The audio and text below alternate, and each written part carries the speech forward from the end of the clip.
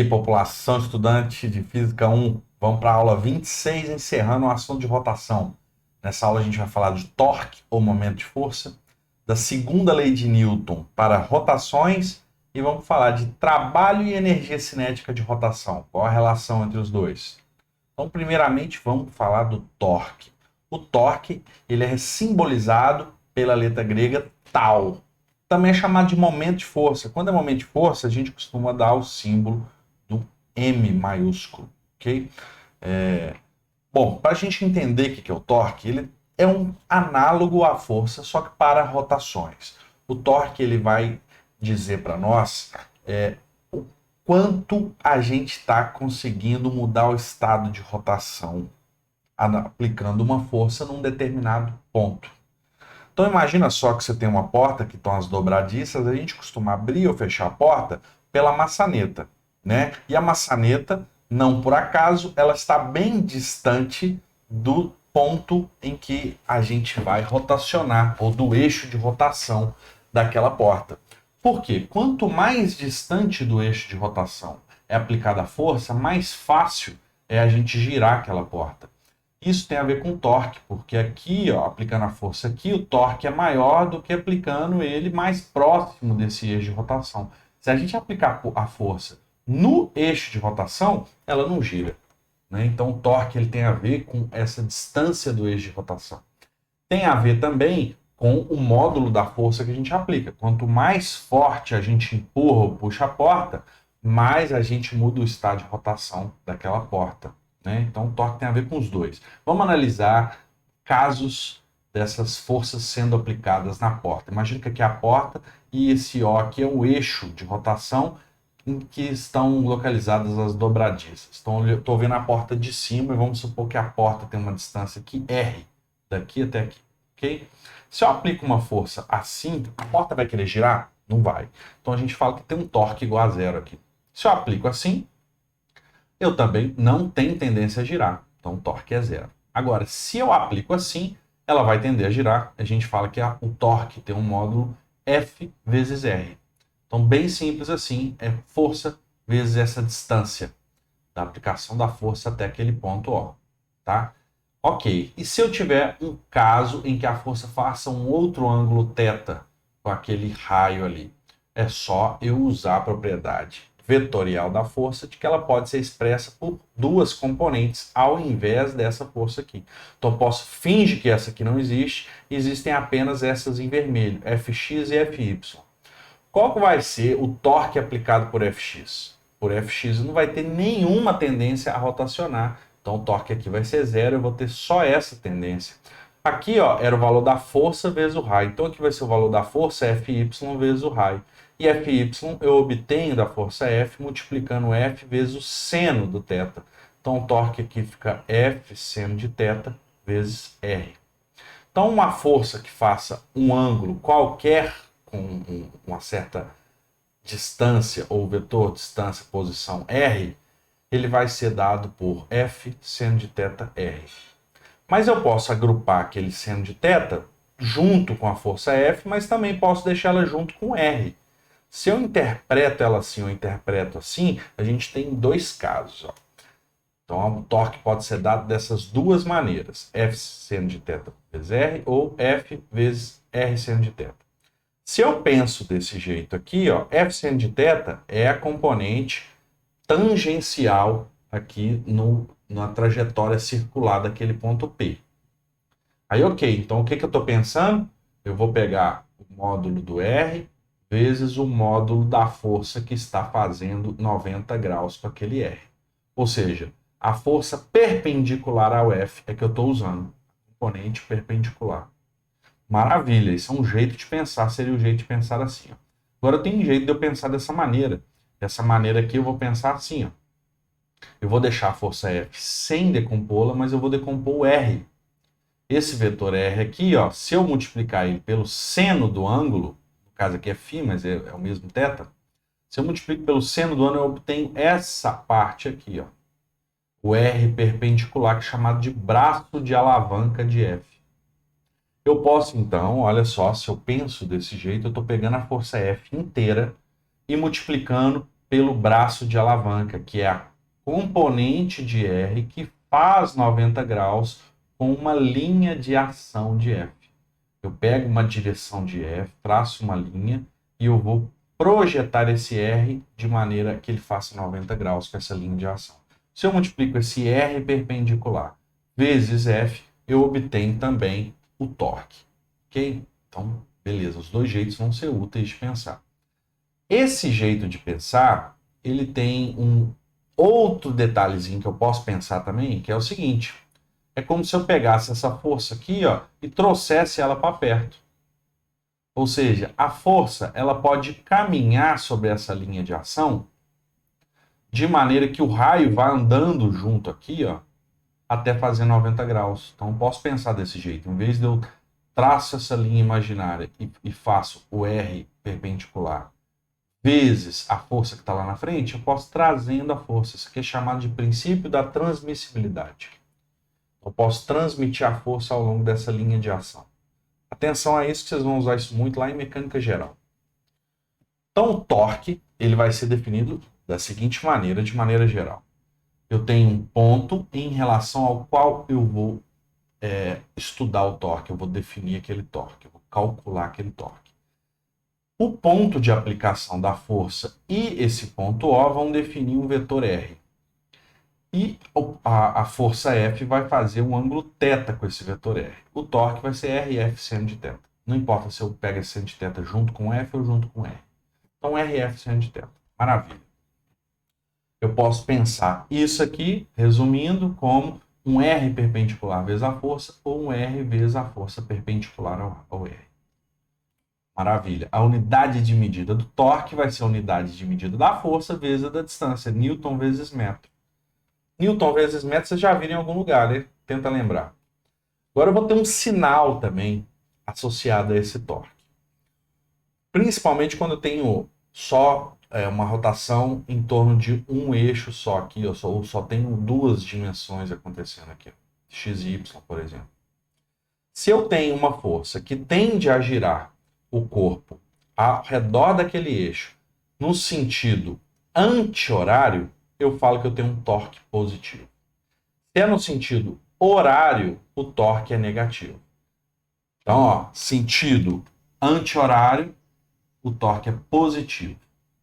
Sentido horário, o torque é negativo. É para ficar com a mesma convenção de sinais do ângulo θ. O θ não crescia no sentido anti-horário e decrescia no sentido horário. Então é para ficar com o mesmo sinal ali de um Δθ, por exemplo.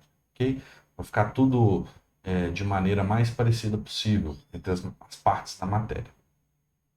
Maravilha. Agora repara que esse torque ele vai ter um sinal dependente de onde que é o meu ponto O. Por exemplo, ó, imagina que eu tenho aqui uma haste e o ponto O seja aqui. Se eu calculo o módulo o torque produzido por essa força tende a girar ao redor do ponto O no sentido anti-horário. Então o torque aqui vai ser positivo. Agora, se o ponto O não é esse, vou pegar a mesma haste, mas o ponto O está de cá agora da força F. O ponto O está aqui. Agora a força F tende a girar no sentido horário e aqui vai ter um torque, então, negativo. Okay? Então depende em relação a que ponto. O torque é sempre em relação a algum ponto. Vamos fazer um exemplo. Vamos pensar o seguinte, que eu tenho um corpo aqui que está engastado aqui no solo, está sujeito a várias forças, F1, F2, F3, F4, F5. Qual é a soma dos torques em relação ao ponto A que está aqui? Posso fazer a soma dos torques em relação a qualquer ponto, escolher esse ponto aqui. Só para a gente treinar. Vamos fazer o torque da força 1. O torque da força 1 é RF, seno do ângulo entre R e F. Agora, se o ponto A está aqui, o R está aqui, ó. O ângulo entre R e F é 0 graus. Seno de 0 é 0. Aqui o torque dá 0. Aquele exemplo que eu dei da porta, você fazer uma força paralela ou antiparalela à porta. O torque é 0. Então aqui, ó, torque 0. A linha de ação passa pelo ponto. Então o braço da alavanca, o R perpendicular, é igual a 0. Então, torque 1 é 0. Torque 2. Aqui está 2. E aqui eu tenho dois jeitos de resolver. Para força 2, eu posso pensar que ela tem uma componente assim e outra componente assim. E eu faço para cada uma o torque. Agora, aqui tem uma coincidência, que é o seguinte. Se eu traço a linha de ação dessa força, como aqui tem 45 graus, eu tenho 3 metros para cá, e para cá eu tenho 3 metros também, como está indicado aqui, ó, isso aqui vai bater justamente lá no ponto A. Então, qual que é o torque da 2? 0. Qual que é o torque da 3? O torque da 3, agora eu posso fazer de dois jeitos. Ou eu pego esse raio que vai lá na 3 e pego a componente perpendicular a essa linha de ação da 3, aqui está a linha de ação da 3, e aqui está o raio R. Eu vou pegar, ó, essa componente que faz 90 graus. Esse seria o R perpendicular. Ou eu faço isso, ou eu vou fazer R, acha isso aqui. Qual que é o valor desse R aqui, ó? O módulo dele. Aqui tem um quadrado de lado 3. A diagonal do quadrado é raiz de 2 vezes o lado. Então aqui vale raiz de 2 vezes 3. Aí eu pego raiz de 2 vezes 3, ó, RF. O R vale raiz de 2 vezes 3. A força vale 3. E eu tenho um ângulo de 45 graus entre o R e a força 3. 45 graus, eu vou botar seno de 45. Seno de 45 é raiz de 2 sobre 2. Então, raiz de 2 vezes raiz de 2 dá 2. Dividido por 2 dá 0. Então, é 3 vezes 3, 9. 9 newtons-metro. Rock, tem um jeito mais fácil? Tem, obviamente, você já deve ter pensado nele. Eu pensar o seguinte, ó. Essa força F3, eu posso movê-la e colocar até aqui, ó. Posso andar ela nessa direção, passa por ela. Então aqui fica F3, ó, de 3 newtons. Eu vou pegar 3 vezes 3, 9. Só que agora eu vou contar o sinal. Tá querendo girar ao redor do A no sentido horário. Então eu vou colocar aqui menos 9 newtons-metro.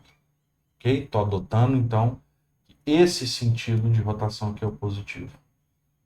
Sentido anti-horário. Beleza, fiz do 3, agora do 4. Torque da força 4 ao redor do ponto A, em relação ao ponto A. O que eu vou fazer? Ó, posso fazer, achar esse valor de R, multiplicar R vezes F vezes o seno do ângulo entre os dois. Posso fazer isso, vai dar o mesmo resultado que eu pegar essa força e colocá-la aqui, ó,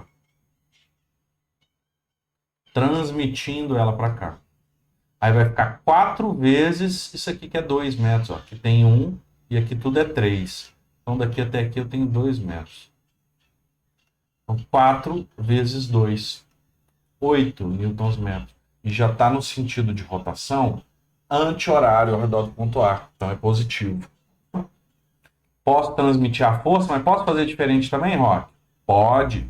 Você pode pensar que aqui tem um raio R e eu vou pegar a componente do raio R que vai fazer 90 graus com essa linha de ação da força F4.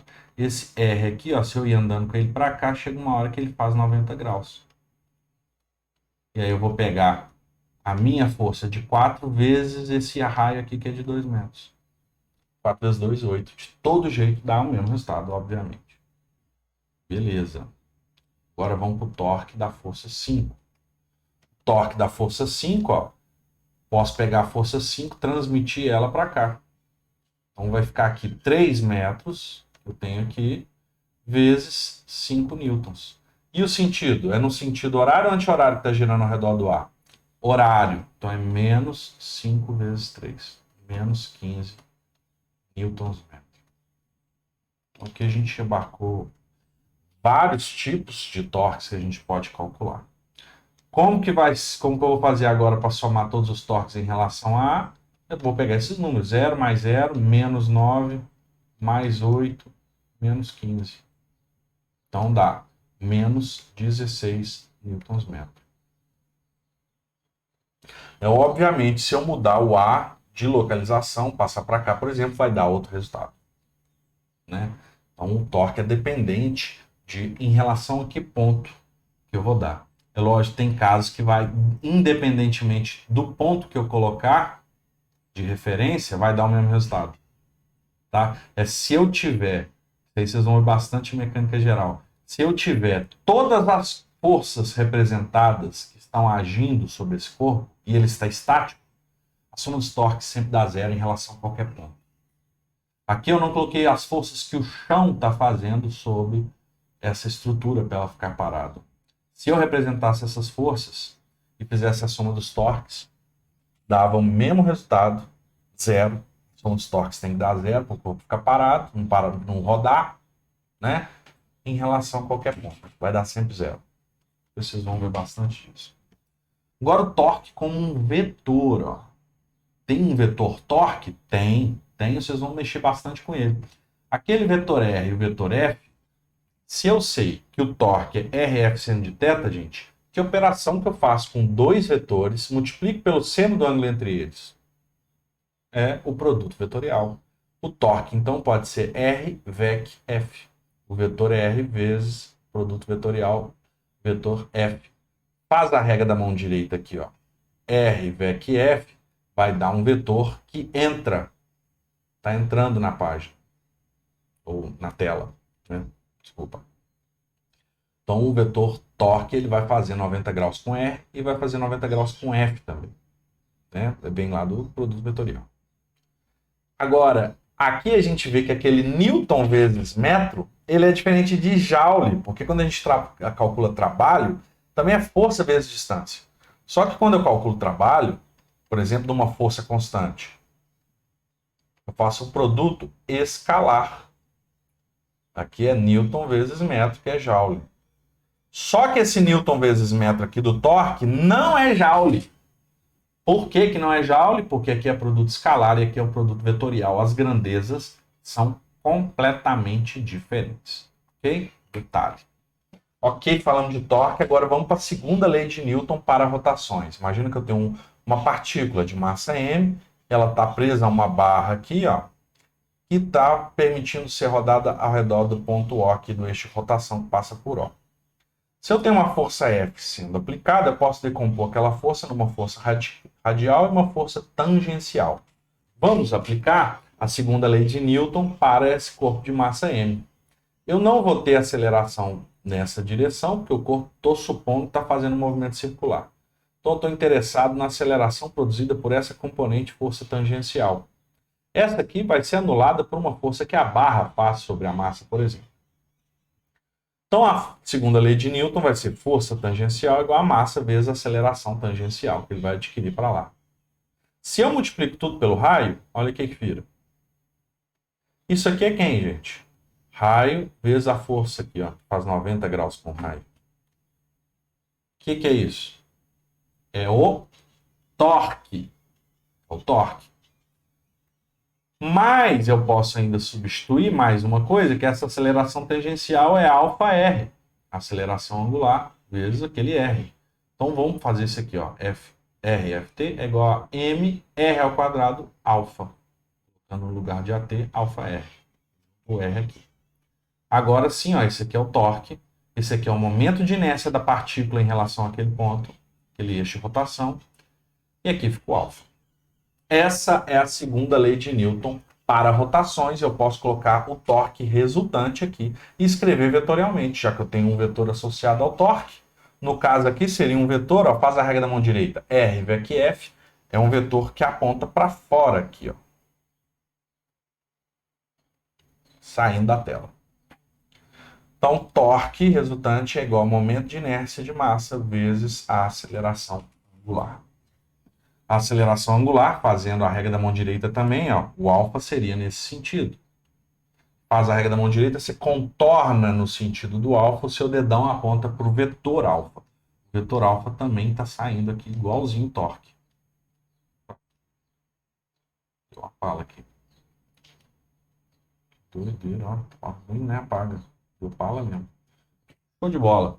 Isso aqui é muito parecido com força igual a massa vezes aceleração, só que é o análogo para rotações. Ao invés de força, torque. Ao invés de massa, que mede a inércia para translação, é o momento de inércia, que mede a inércia para rotação. Em vez de aceleração linear, é a aceleração angular. Então é bem fácil de lembrar. É basicamente essa. Vamos para o nosso exemplo numérico. Análise de um golpe de judô usando a segunda lei de Newton para rotações.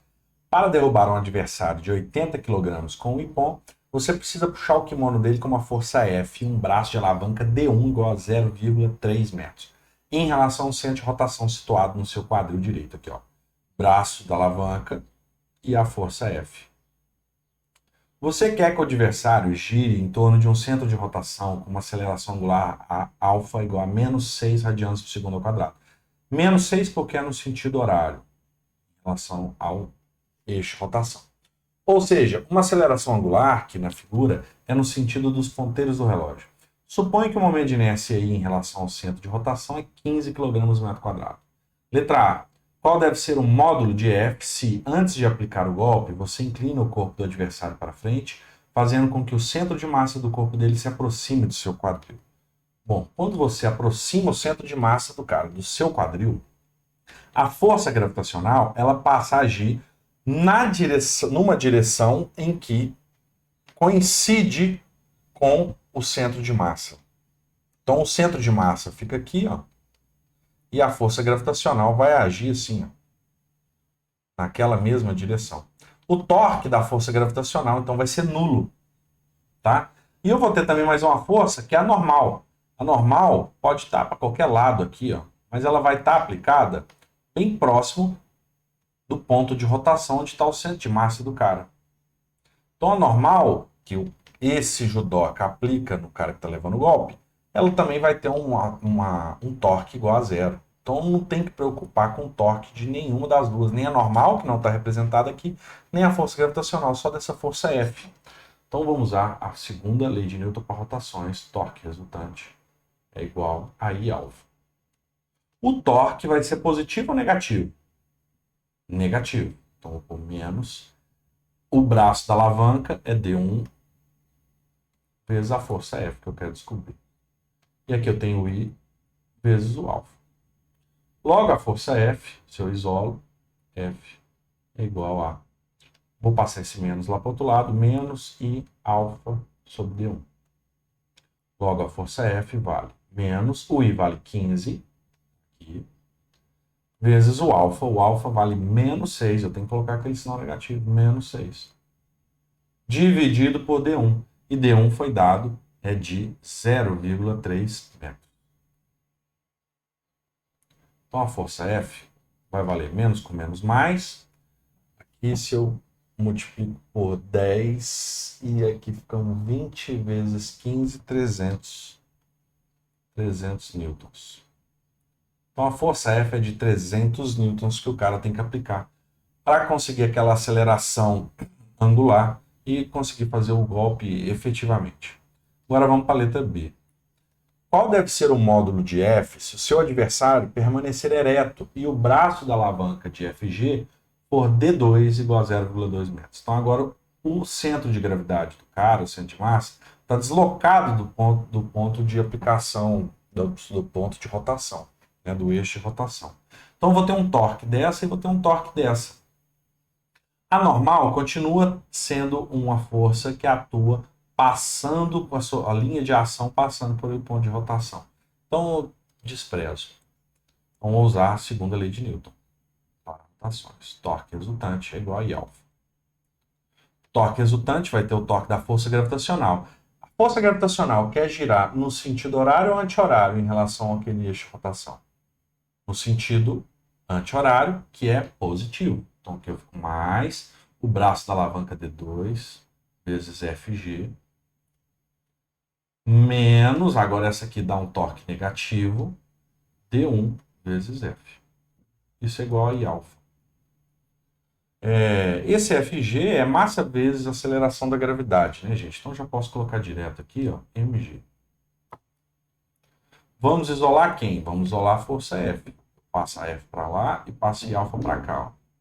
D2 mg menos I alfa é igual a D1F.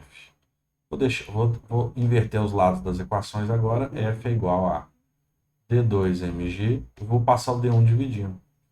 D1 menos I alfa sobre D1. Vamos colocar os valores? F é igual a D2, qual que é o valor de D2? 0,12. Dividido por D1, valor de D1, 0,3. Vezes a massa, 80 kg, vezes G, 9,8.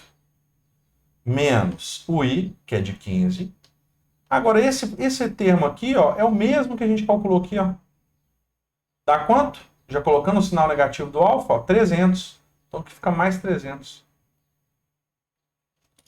Economizando. Vamos lá, 0,12 dividido por 0,3. Vezes 80, vezes 9,8. Tudo isso mais 300. Dá 613,6 newtons. Então, aumenta consideravelmente o valor da força que você tem que aplicar se você não aplica o golpe corretamente. Beleza? Mais um exemplo, segunda lei de Newton, rotação, torque, disco. A figura mostra um disco homogêneo de massa m igual a 2,5 kg e raio R igual a 20 centímetros. Está aqui o disco. Montado em um eixo horizontal fixo. Geralmente a gente ignorava a massa da polia, agora a gente não vai ignorar. Um bloco de massa mzinho é igual a 1,2 kg está pendurado por uma corda de massa desprezível, a massa da corda é desprezível, enrolada na borda do disco. Determine a aceleração do bloco em queda, a tração da corda, então eu preciso da aceleração, a tração da corda e a aceleração angular do disco. Se não tivesse a polia não tivesse massa, esse bloco cairia com G, 9,8 metros por segundo ao quadrado. Mas como parte daquela energia cinética vai ter que ser transformada numa energia cinética de rotação, ele vai cair com uma velocidade sempre menor, então ele vai ter uma aceleração menor. Então vai dar menos que 9,8 metros por segundo ao quadrado essa aceleração. A tração aqui, vamos ver como a gente acha. Se eu tivesse, gente, uma outra corda para cá, ó, se essa corda viesse assim, ó, geralmente a gente falava assim, ó, aqui tem uma tração T, aqui tem uma tração T e aqui tem uma tração T. No caso da polia com massa, aqui vai ser outra tração, geralmente, tá? Porque eu preciso de uma força resultante aqui, ó, para fazer ela acelerar, uma aceleração alfa, né? Aceleração angular alfa. No caso aqui não levo isso em conta, eu tenho essas forças de tração, eu tenho a massa vezes a aceleração da gravidade, o peso puxando essa aqui, e só. O que eu vou fazer? Eu tenho três variáveis, eu preciso de três equações, vamos atrás delas. Primeira que eu vou usar é a segunda lei de Newton aqui. Ó. Então eu vou colocar tudo que é para baixo é positivo, agora isso aqui eu vou fazer diferente. Já que eu sei que vai acelerar aqui para baixo, né? Vou colocar aqui para baixo que é positivo. Então, vou fazer mg menos t é igual a massa mzinho vezes aceleração. Essa é uma, ok? Uma equação. Preciso de outra. Qual vai ser a outra? Segunda lei de Newton para rotações aqui, ó. Segunda lei de Newton para rotações aqui. E eu vou adotar que agora positivo é para cá. Tá bom? Porque tudo está para cá mesmo, né? E não tem nenhuma lei universal que me fala que positivo tem que ser só para lá. Apesar de ser mais convencionado. Se você indicar, tudo bem. Então, vou fazer positivo é para cá, vou indicar. Se quem for ler vai entender. Torque resultante é igual a I alfa. O torque aqui, ó, vai ser raio vezes a tensão T. Então, RT é igual a I. Qual que é o I do disco? O I do disco, o disco girando ao redor do seu centro de massa, no eixo perpendicular ao seu plano, é mr ao quadrado sobre 2. Não lembra? Resolve a integral, ou então procura uma tabela. Então aqui vai dar mr ao quadrado sobre 2, sendo que esse aqui é um M maiúsculo, hein? Ó, massa do disco, é um M maiúsculo. Vezes alfa. E aí eu vou pensar o seguinte, esse alfa aqui é positivo ou negativo? Eu estou adotando tudo que é para cá é positivo? Positivo. Olha tanto que isso aqui simplificou minha vida. Então o torque é positivo, aqui tudo é positivo, maravilha. Ok, vou cortar R com R, e aqui eu tenho que o torque é igual a mr sobre 2 alfa. Agora eu tenho, ó, quantas variáveis? Vamos contar. Eu tenho variável. Tem variável. Não tem variável, mas é o T, eu já contei ele uma vez. Tem variável. Tenho três variáveis, mas eu tenho duas equações.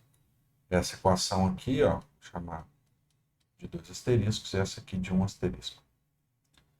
Falta uma equação. Falta uma equação. Quem que poderia ser essa uma equação? O que mais que está faltando para nós aqui, hein? Ah, rapaz, essa aceleração, ela está sendo tangencial aqui, ó. Então, ela é a aceleração tangencial daquele disco. E eu sei que a aceleração tangencial, ela é igual a alfa R. Agora sim. A aceleração tangencial é aquela mesma A que a gente está chamando aqui, ó. Então, aqui eu tenho mais uma equação para resolver. Então, eu posso escrever que alfa é A sobre R e substituir aqui, ó. Vou tirar esses nomes aqui, que não são úteis agora, não.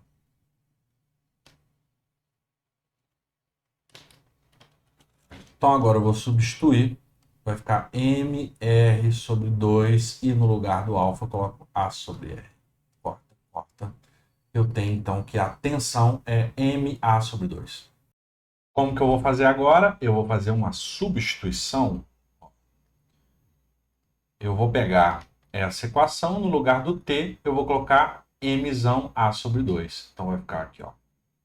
Mzinho G menos Mzão A sobre 2 é igual a Mzinho A. Ou seja, Mzinho G é igual, passa esse termo para lá, vai ficar Mzão sobre 2 mais Mzinho vezes A. E A, então, vai ser Mg sobre Mzão sobre 2 mais Mzinho vezes... só isso. Ok. Então, vou colocar os valores aqui, ó. O Mzinho é de 1,2 kg. O G é de 9,8. Dividido por Mzão é a massa do disco, que é 2,5. 2,5 dividido por 2, mais Mzinho de 1,2. Vamos ver quanto que dá a aceleração. 1,2 vezes 9,8, tomara que dê menos que 9,8, que é a queda livre, né? Que é o que a gente espera. Dividido por A parênteses, 2,5 dividido por 2, mais 1,2, fecha parênteses, 4,8 metros por segundo ao quadrado. Deu menor do que 9,8 metros por segundo da queda livre. Beleza, é o que a gente espera.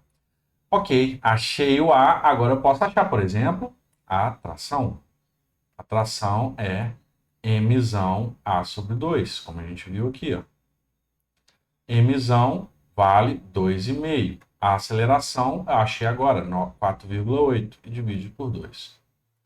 Isso vai dar 4,8 vezes 2,5 dividido por 2, 6 newtons. Beleza, tem 6 newtons de tração e agora falta achar apenas a aceleração angular. A aceleração angular é A sobre R. Então, ela é 4,8 dividido pelo raio de 20 centímetros, 0,2. Então, o alfa vai ser 4,8 dividido por 0,2, 24 radianos por segundo ao quadrado. Achamos tudo. Agora eu queria chamar a atenção de uma coisa aqui, ó. Quando eu usei essa equação, vamos lá, o alfa está para cá e a aceleração ela faz o alfa aumentar. Poderia ser diferente, por exemplo, alguém poderia estar empurrando esse bloco para cima e a aceleração fosse para cima, e a aceleração sendo para cima faria o alfa diminuir, né? De acordo com o sinal que eu adotei, aí eu teria que colocar um menos aqui, ok? Porque senão vai dar um conflito de sinais aqui, ó. Nesse caso a aceleração seria negativa, ia ficar menos com menos aqui, para dar um mais. Não, no caso não. desculpa, colocaria um menos, porque o meu alfa seria negativo. Então, sempre assim, se a aceleração ela está fazendo o alfa aumentar, boto mais. Se está fazendo diminuir, boto menos. Ok? Senão vai dar problema aí no seu sinal. Show de bola. Agora vamos falar de trabalho e energia cinética de rotação, o link entre as duas. Imagina que eu tenho um movimento de rotação, começo com uma velocidade VI e termino com uma velocidade VF de módulo diferente do VI, possivelmente. Pode ser igual, mas possivelmente diferente. Partícula tem massa m, descreve um movimento de raio R, percorre aqui um ângulo θ. Eu quero saber como que fica o teorema trabalho-energia cinética para esse contexto. Bom, a variação da energia cinética é mvf ao quadrado sobre 2 menos mvi ao quadrado sobre 2. Só que a velocidade linear aqui, ó, ela é igual a ômega r. Então eu posso fazer aqui, ó, ômega f ao quadrado vezes r ao quadrado, dado vf ao quadrado. Menos aqui, m ômega i ao quadrado é r ao quadrado. Esse r é o mesmo, né? Mas esses ômegas não necessariamente são os mesmos. Então eu posso colocar, ó, mr ao quadrado sobre 2 aqui na frente, aqui mr ao quadrado sobre 2 aqui na frente, e eu fico com uma coisa bem parecida, que a gente já viu, né? Ó, a expressão para a energia cinética de rotação. Então a variação da energia cinética, obviamente que tem que dar energia cinética de rotação final menos energia cinética de rotação inicial. E isso vai ser igual ao trabalho. Isso aqui é o teorema do trabalho-energia cinética para rotações. A variação da energia cinética rotacional é igual ao trabalho. Agora, falta ver como que eu falo de trabalho aqui. Será que tem um jeito mais confortável de falar? Porque trabalho para nós era integral de F escalar dr, ou dl, ou ds. Né? Será que tem um jeito melhor de falar? Aqui tem. Vamos falar de trabalho agora, nesse contexto. Se eu tenho uma força F sendo aplicada, quem realiza trabalho vai ser a componente tangencial.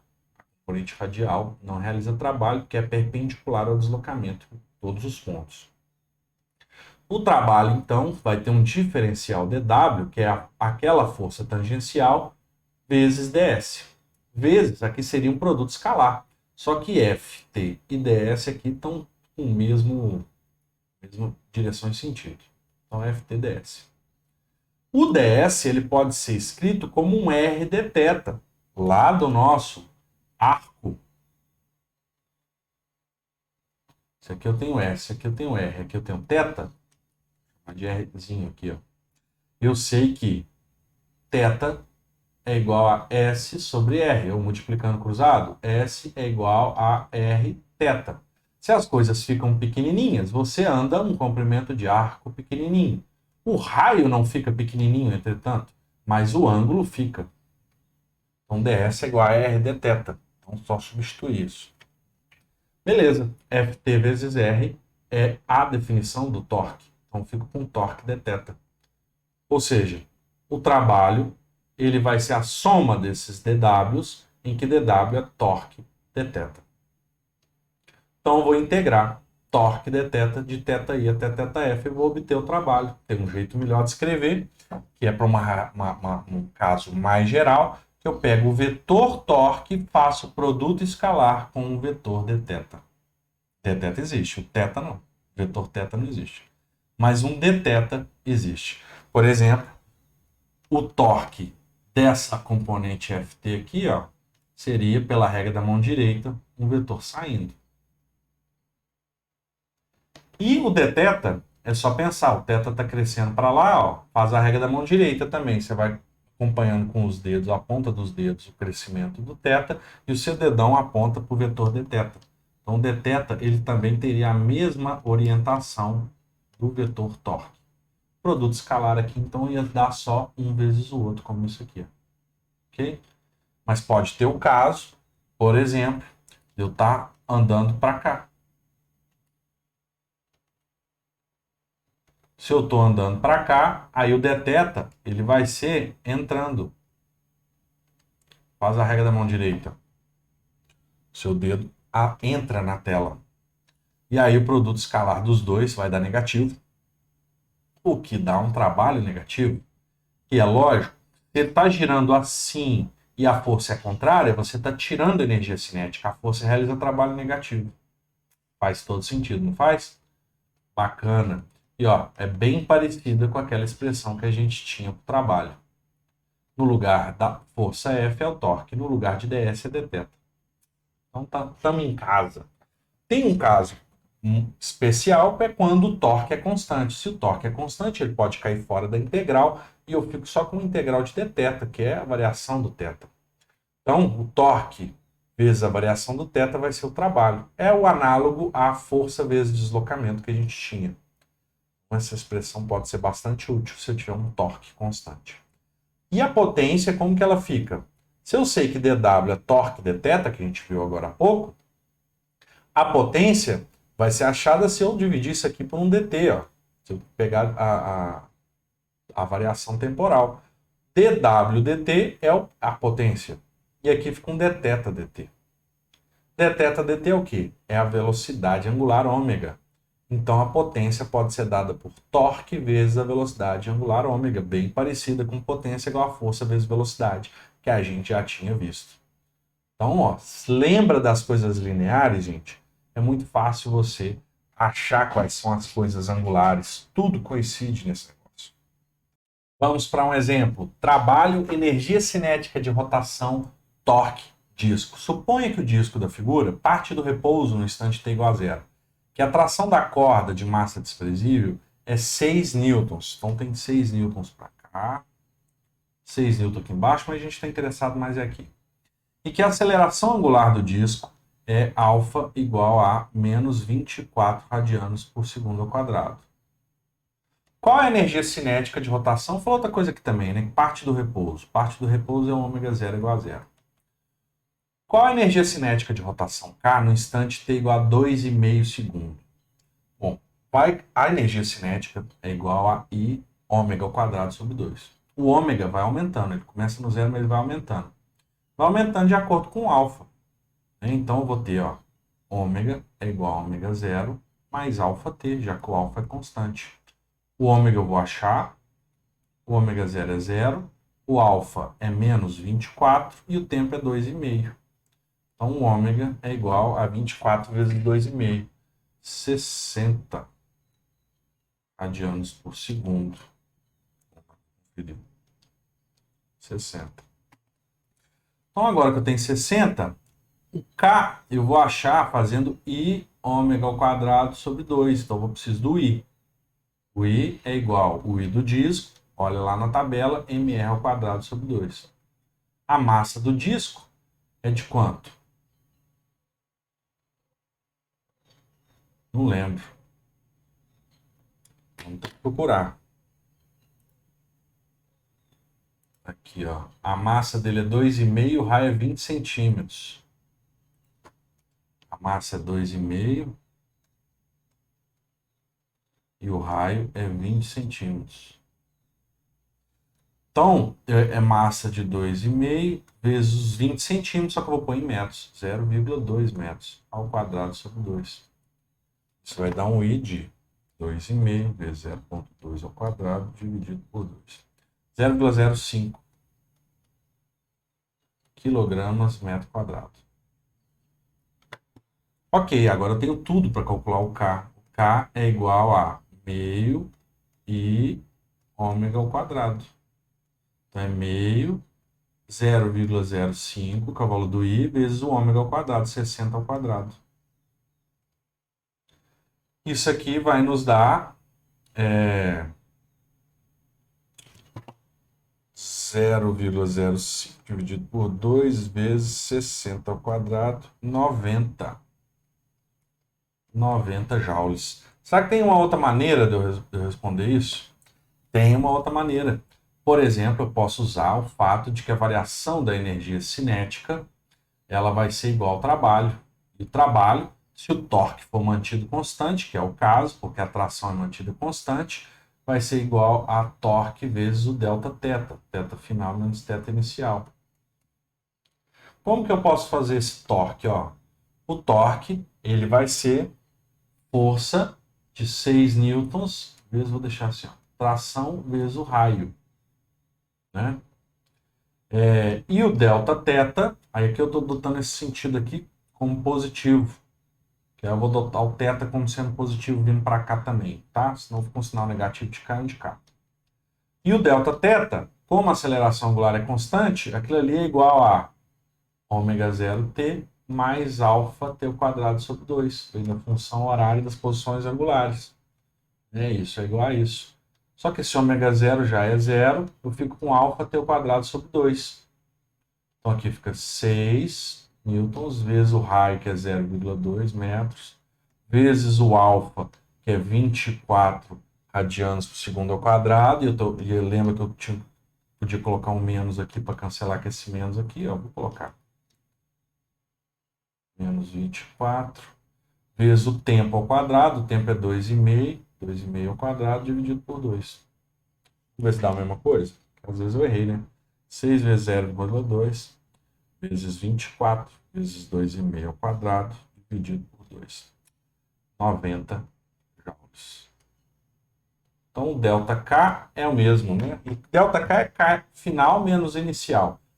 K final é aquele 90, porque o K inicial é zero, já que ele parte do repouso. K aqui, 90 joules. Mesma resposta dos dois jeitos, como tem que ser. Beleza? Vamos para a revisão. Eu tenho um vetor torque, que ele é o produto vetorial entre R e F. Então, se eu tenho R e F aqui, ó, eles estão fazendo um certo ângulo θ, o vetor torque faz 90 graus com ambos. O seu módulo é igual a RF seno de θ. Isso permite eu interpretar o torque como sendo um raio perpendicular à linha de ação de F, vezes F, ou raio vezes a componente da força que é perpendicular ao raio. Eu adoto o sinal anti-horário como positivo e o sinal horário como negativo. E eu tenho a segunda lei de Newton, que torque é igual a Iα, que é torque resultante. O torque, então, é igual a Iα, eu vou usá-lo um sinal positivo no anti-horário e sinal negativo no horário. E eu vou fazer o link com a aceleração tangencial igual a αr. A maioria das vezes eu vou ter que usar isso. E aí eu vou lembrar dos sinais positivo e negativo. Por quê? Isso aqui, ó, a aceleração tangencial pode produzir um alfa positivo ou negativo. Se produzir positivo, fica mais. Se produzir negativo, fica menos. Porque senão eu vou achar uma coisa tipo assim, ó, mais 2 é igual a menos 2. Por isso que eu coloco aquele sinal menos para corrigir, talvez, quando precisar. Outra coisa que a gente viu, a variação da energia cinética de rotação é igual ao trabalho, sendo que o trabalho é integral de tal produto escalar dθ, sendo que o θ vai de um ponto inicial, θ final.